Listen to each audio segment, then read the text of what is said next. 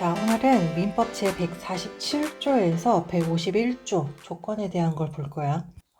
드디어 법률 행위 중에 조건과 기한 부분을 보고 있는데 그 중에 이제 조건 부분부터 보자. 제147조 조건 성취의 효과. 제1항 정지 조건이 있는 법률 행위는 조건이 성취한 때로부터 그 효력이 생긴다. 2항 해제 조건이 있는 법률 행위는 그 조건이 성취한 때로부터 효력을 잃는다. 당사자가 조건 성취의 효력을 성취 전에 소급하게 할 의사를 표시한 때에는 그 의사에 의한다.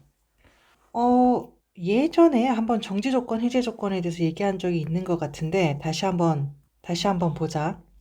자, A와 B가 있는데 얘네들 사이에 무슨 약정을 했냐면 A가 B한테 매출 중에 30%를 B에게 지급할게 라는 약정을 하는 거야. 그런데 이 약정을 하면서 조건을 다는 거야. 내가 1억을 모으면 매출 중에 30%를 지급을 할게. 자, 약정을 한 거야. 그렇다면 4월 1일 날 이런 약정을 했고 10월 1일 날 1억을 다 모으게 됐어. 그러면 이 10월 1일 이때 이후부터는 어떻게 해야 돼? 매출 중에 30%를 B한테 지급을 해야 되는 거지. 이런 것처럼 정지 조건은 약정은 이 시기에 했지만 약정을 하면서 바로 행위가 있는 게 아니야. 행위는 나중에 조건이라는 게 성취가 되면 그때 행위가 발생하는 거야. 이게 정지 조건이라는 거야. 그럼 해제 조건은 뭐냐? 해제 조건은 약정을 했잖아?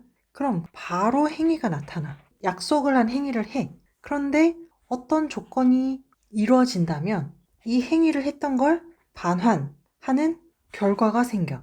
예를 들면 A한테 차량이 있었어. 그리고 이 차량을 B한테 무상으로 사용할 수 있도록 약정을 한 거야. 그런데 여기에 조건이 있어.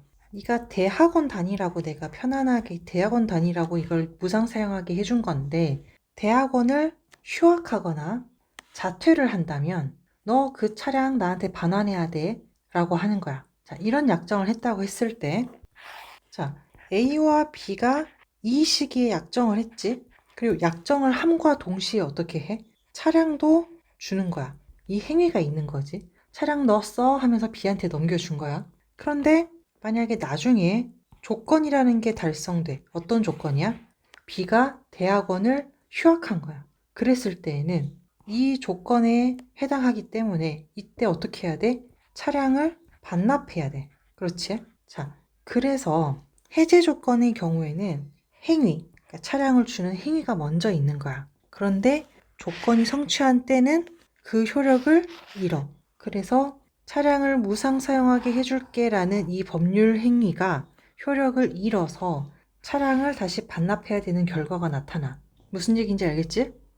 자, 그러면 제3항을 보자. 당사자가 조건 성취의 효력을 그 성취 전에 소급하자라고 의사표시를 한 거야. 그러면은 이건 약정이니까 니네들 약정을 그렇게 했으면 그렇게 해라 이거야. 예를 들어 A가 차량을 가지고 있는데 이 차량을 B한테 사용하도록 한 거야. 그런데 이때 조건을 건 거지. B가 취직을 하면 사용료 10만 원을 지급을 해야 돼 라고 약정을 했어. 이렇게 하기로 했는데 여기에 뭐라고 돼 있냐면 계약서에 자, 취직을 하면 처음 차량을 사용한 때부터 사용료를 지급하기로 한다. 이렇게 계약서를 썼어. 그 말은 뭐야? 원래는 B가 취직하면 그때서부터 사용료를 10만 원을 지급하면 되는 건데 양 당사자가 취직을 하면 처음 차량을 사용한 때부터 돈을 다 지급하겠다라고 한 거야. 자, 요런 약정을 했을 때는 그 의사에 의하면 된다. 자, 패스. 제148조 조건부 권리의 침해 금지. 조건 있는 법률 행위 당사자는 조건 성부가 미정한 동안에 조건의 성취로 인하여 생길 상대방의 이익을 해하지 못한다. 이게 뭐냐면 A가 만약에 이제 차량이 있어. 그래서 B한테 약정을 한 거야. 너가 우리 매장 수익을 50% 상승하게 해준다면 이게 조건이지. 그렇게 해준다면 내가 가지고 있는 차량을 너에게 줄게. 자, 이런 약정을 한 거야. 요거는 조건이고, 자, 요런 증여라는 법률 행위가 있는 거지. 자, 이 상태에서 B는 내가 열심히 일을 해가지고 이 매장 수익을 50% 상승을 시켜서 저 차량을 받아야지 조건을 성취하기 위해 노력을 한단 말이야. 그럼 시간이 좀 걸리겠지. 그런데 그 와중에 A가 이 차량을 다른 사람에게 판매를 하면 B는 그동안 자기가 고생한 게 물거품이 돼버리는 거잖아. 그렇기 때문에 민법이 말하고 있는 건 뭐야? 자, 조건이 있는 법률 행위 당사자가 있지? A도 당사자고 B도 당사자야. 그런데 이 조건이 아직 이제 성취됐는지 성취되지 않았는지가 정해지지 않았어. 그치? 50%가 아직 되지는 않았고, 그 동안에 조건 성취로 인하여 생길 상대방의 이익, 이건 뭐야? 차량이지. A가 가지고 있었던 A의 차량이야. 그 이익을 해야지 못한다. 따라서 판매하지 못한다라는 거야. 이렇게 생각해보니까 당연하지?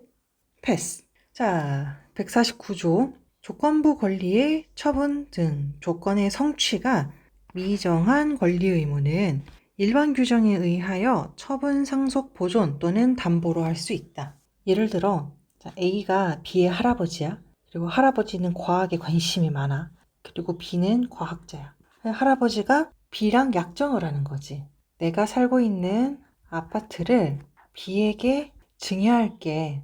요건 법률 행위야. 그지? 증여 법률 행위. 그런데 여기에 뭐가 있어? 당연히 조건이 들어간다는 거지. 어떤 조건이야?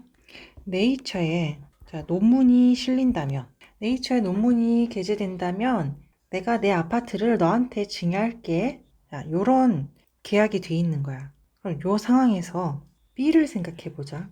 B가 아직 자신의 논문을 네이처에 실지 못했어. 실으려고 열심히 노력 중이야. 그 과정에 있어. 그랬을 때 얘가 생활이 어려워서 C한테 돈을 빌리고 그러면서 얘기하는 게 네가 돈 빌려주면 내가 A의 아파트를 받을 권리가 나중에 내가 생길 수 있거든? 그거 너한테 줄게. 그 권리 너한테 줄게. 라는 처분을 할 수 있다라는 거야. 또는 B가 논문을 게재하려고 이제 논문을 제출을 했어. 그리고 그 결과를 기다리고 있어. 근데 그 사이에 갑자기 B가 사망을 한 거야. 사망하고 나서 어떻게 됐냐? 이 네이처에 논문이 게재가 된 거야. 그랬을 때 B의 딸이 나 상속인이에요. 그러니 이 아파트 증여받을 권리를 내가 이어받았다. 그러니 그 아파트를 나에게 달라고 얘기할 수 있을까? 된다라는 거야. 상속을 할 수 있다고 돼 있으니까. 그치? 그래서 149조의 이런 내용들은 아직 권리 의무가 정해지지는 않았지만 처분이나 상속, 보존, 담보를 할 수 있다. 자, 이런 규정이야. 패스. 자, 제150조 조건 성취, 불성취에 대한 반신의 행위. 자, 보면 1항 조건 성취로 인하여 불이익을 받을 당사자가 신의 성실에 반하여 조건의 성취를 방해한 때에는 상대방은 그 조건이 성취했다라고 주장할 수 있다. 이게 뭐냐?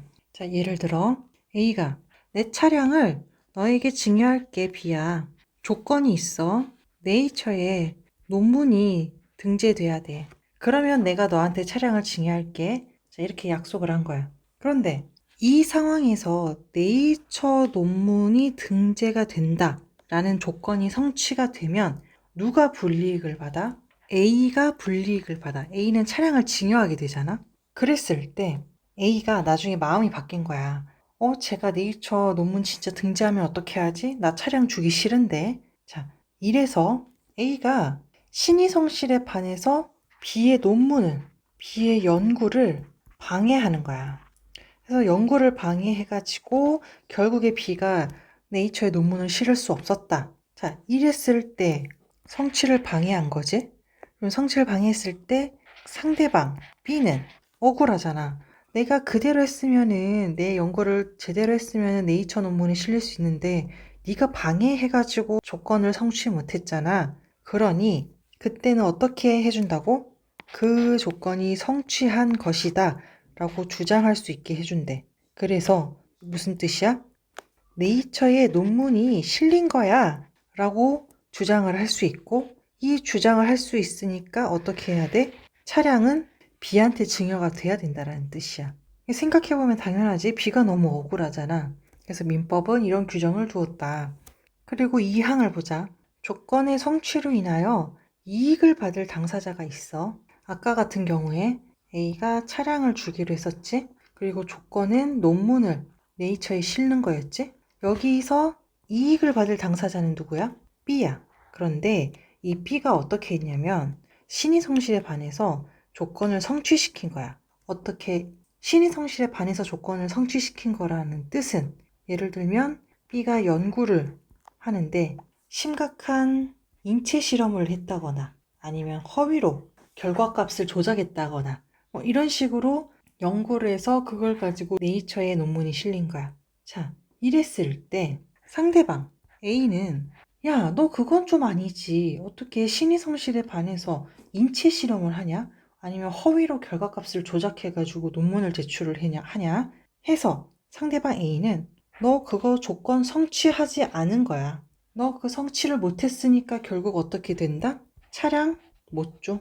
이렇게 주장할 수 있다라는 거야. 당연하지. 그래서 B가 신의 성실에 반해가지고 조건을 성취했다? 그러면은 그건 안 돼. 성취하지 않은 걸로 볼 거야. 라고 할 수 있다. 패스. 제151조 불법 조건, 기성 조건. 제1항 조건이 선량한 풍속, 기타 사회 질서에 위반한 것인 때에는 그 법률 행위는 무효로 한다. 뭐냐? 예를 들어 A가 B랑 약정을 하는 거야. 내가 가지고 있는 차량이 아반떼인데 차량을 B에게 증여할게. 그런데 조건이 있어.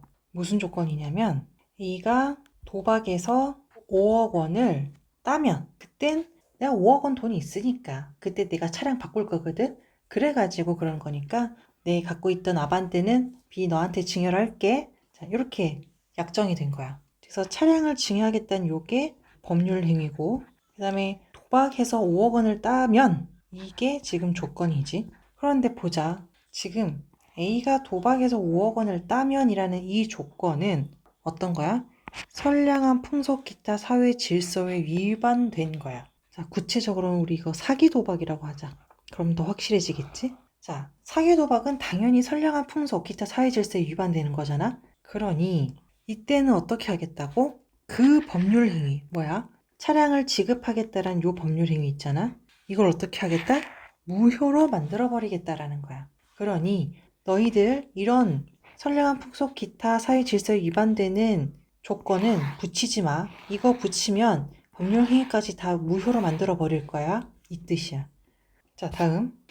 조건이 법률 행위 당시 이미 성취한 경우에 그 조건이 정지 조건이면 조건 없는 법률 행위로 하고 해제 조건이면 그 법률 행위는 무효로 한다. 그럼 보자. 자, 법률 행위를 했어. A와 B가. 어떤 법률 행위냐? 차량을 증여할게. 내가 타고 있는 차량을 증여할게. 라는 법률 행위를 했어. 그리고 이거에 대한 조건이 있다 돼 있지? 자, 조건은 뭐냐? 예를 들어 정지 조건을 생각해보자. 네가 박사 학위를 따면 여러 가지로 차량이 필요하겠지? 그러니 내가 타고 있는 차량을 너한테 증여를 할게. 라는 조건을 달았다. 그런데 그 법률 행위 당시에 이미 조건이 성취한 거였어. 무슨 말이야? 이 계약을 할 당시에 이미 B는 박사 학위를 받은 거야. 그러면 원래 나중에 박사 학위를 받으면 차량을 증여하면 되는데 이미 박사 학위를 받았네? 그럼 어떻게 해야 돼? 나중이 아니라 지금 당장 차량을 줘야 되는 거잖아. 그러면 조건이 의미가 없는 거지. 이건 결국 뭐다? 조건을 달지 않고 그냥 차량을 증여한 거랑 똑같다. 그래서 조건 없는 법률 행위가 되는 거다. 이 뜻이야. 자, 반대로 A가 B한테 차량을 증여하기로 했어. 근데 조건이 해제 조건이 있었어. B가 박사 과정에서 대학원을 휴학을 하거나 자퇴를 하면 너 내가 준 차량을 반납해야 돼. 알았어? 자, 요런 약정을 한 거야. 그럼 일반적인 해제 조건 상태에서는 계약을 한 후에 바로 차량을 B에게 주고 혹시 나중에 얘가 휴학을 하거나 자퇴를 하게 됐을 때에는 차량을 반납받게 되는 거지. 자, 요게 일반적인 건데 151조 2항에 뭐라고 돼 있어? 법률 행위 당시에 이미 조건이 성취됐대. 이미 조건이 성취됐다는 뜻은 뭐야? 요 계약을 할 당시에 B가 이미 박사과정을 자퇴한다고 자퇴서를 낸 거야. 그럼 A 입장에서 B한테 차량을 주고 다시 너 조건이 성취됐네? 그러니 다시 차량을 돌려주렴 하는 이 과정이 필요해? 필요하지 않지. 뭐 하러 그런 바보 같은 짓을 해. 그러니 이 법률 행위는 어떻게 되는 거야? 증여할 필요가 있어, 없어? 이미 증여할 필요가 없게 되는 거야. 그 필요가 없으니까 이건 어떻게 된다? 무효가 된다라는 거지. 그래서 민법은 자, 그 조건이 해제 조건이라면 법률 행위는 무효로 한다라고 하는 거야. 알겠지? 자, 패스. 제3항 조건이 법률 행위 당시에 이미 성취할 수 없는 거야. A랑 B가 어떤 계약을 했냐면 벤츠 차량을 증여할게, B에게 증여할게 이렇게 이제 약정을 했어. 요게 지금 법률 행위야. 근데 여기에 조건이 붙은 거야. B가 여기서 일하면서 자, 매장을 면세점에 넣으면 벤츠 차량을 증여할게 라고 약정을 한 거야. 자, 요 조건은 정지 조건이야. 그래서 매장이 면세점에 들어가면 그때 벤츠 차량을 주면 되는 거니까 이거는 정지 조건이다. 근데 사망에서 하는 얘기는 뭐냐면 그게 이미 성취할 수 없는 거래. 왜 성취할 수 없냐? 면세점 규정을 보니까 면세점에 들어가는 규정을 보니까 자, 예를 들어 전년도 매출이 100억 이상인 매장만 면세점으로 들어갈 수가 있게 되는 거야. 근데 B가 일하고 있는 이 매장의 전년도 매출은 50억밖에 안 돼. 그러니 이미 이 계약을 할 때 아예 면세점에 들어갈 수 없는 상황인 거잖아. 그렇기 때문에 이미 성취할 수 없는 것이니까 자, 이때 정지 조건이면 어떻게 된다? A가 벤츠 차량을 증여할 필요가 있어, 없어? 더 이상 이걸 줄 필요가 없지. 그러니 결국 이 법률 행위는 하지 않아도 되는 행위, 무효로 하겠다라는 거야. 자, 이게 이제 정지 조건이었을 때 얘기고, 자, 해제 조건에 대해서 보자. A가 B한테, 자, 내가 너한테 벤츠 차량을 증여할게. 자, 이게 증여라는 법률 행위를 한 거야. 조건은 뭐냐? 자, 해제 조건으로 뭘 걸었냐면, 만약에 5년 내에 우리 매장이 면세점에서 퇴출당하면 너 그 벤츠 나한테 다시 돌려줘야 돼. 자, 이런 조건을 걸었어. 그런데 이 조건은 어떤 조건이냐? 이미 성취할 수 없는 거래. 즉, 그 법률 행위 당시에 B는 이미 면세점에서 10년 동안 있을 수 있는 권리를 받아왔단 말이지. 그러니 10년 내에는 면세점에서 퇴출당하지 않아. 그렇다면 이 법률 행위 당시에 5년 내 면세점에서 퇴출당한다는 조건이 이루어져, 안 이루어져?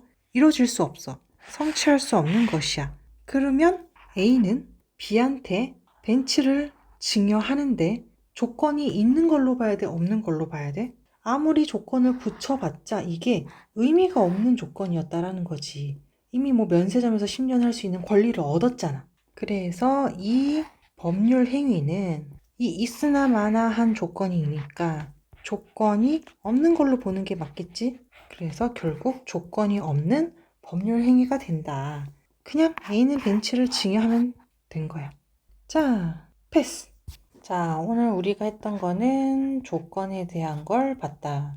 조건은 크게 우리가 정지 조건이라는 거랑 해제 조건이라는 거를 봤고, 만약에 이 조건을 누가 침해하면 어떻게 하지? 라는 거에 대해서, 그리고 누가, 당사자가 방해를 해가지고 신의 측에 반하게 방해를 한다거나 해서 조건을 이루거나 조건을 이루지 못하게 하면 어떻게 하지? 뭐 이런 것도 봤고, 조건을 달긴 달았는데 그 조건이 어떤 거냐? 선량한 풍속, 기타 사회 질서에 위반한 조건이면 어떻게 하지? 뭐 이런 것도 있고, 조건을 달긴 달았는데 이 조건이 이미 성취됐어. 혹은 이미 성취될 수가 없어. 그게 확실해. 자, 그럴 때는 어떻게 해? 라는 거에 대해서 우리가 오늘 본 거야. 자, 그럼 오늘도 쉽지 않은 내용 공부하느라 고생했고, 그럼 끝!